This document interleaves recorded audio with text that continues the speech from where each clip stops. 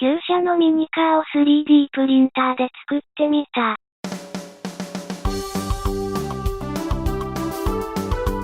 3D データはブレンダーを使って、ネットで見つけたブループリントからモデルを作成した。チェリーは、黄色いチェリーのキャッチコピーのテレビ CM が流れていたが、実家にあったチェリーは、濃い緑のメタリックだった。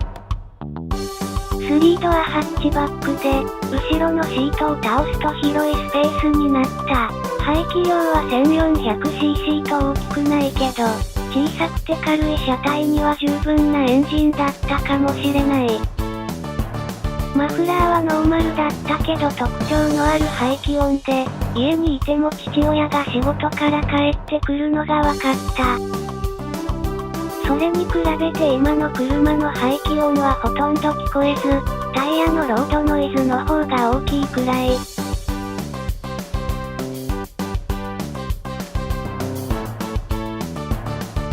インフィルは 30%、レジンを抜くために底面に直径 5mm の穴を3つ開けておいた。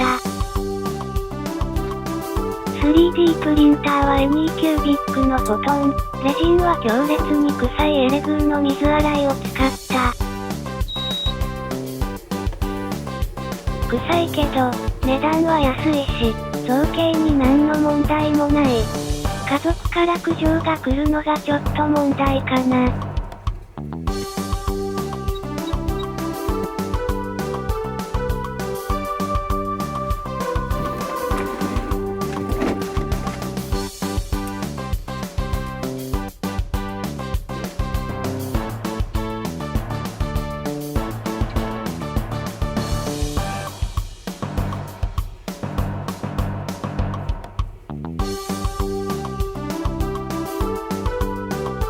天気が良かったのと、インフィル内のレジンをしっかり硬化したかったので、太陽光でしっかり二次硬化してみた。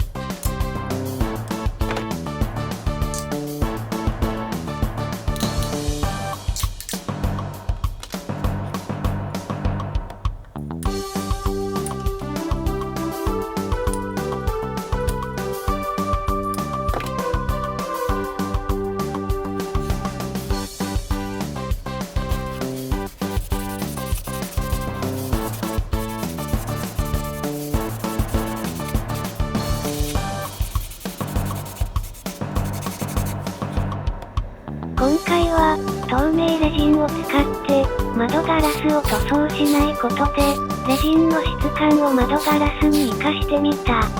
そのために、窓をマスキングしてボディの塗装をしてみた。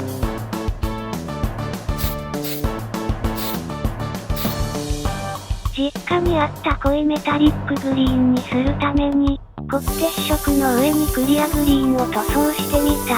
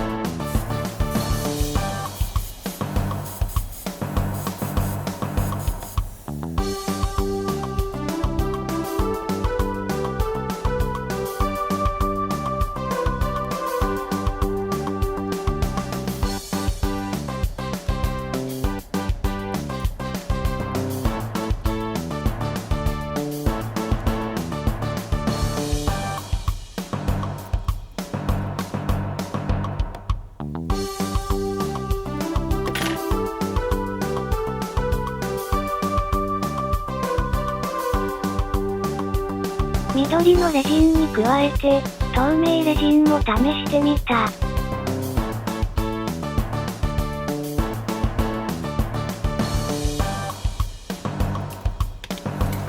窓を黒で塗るよりもミニカーっぽくなったと思う。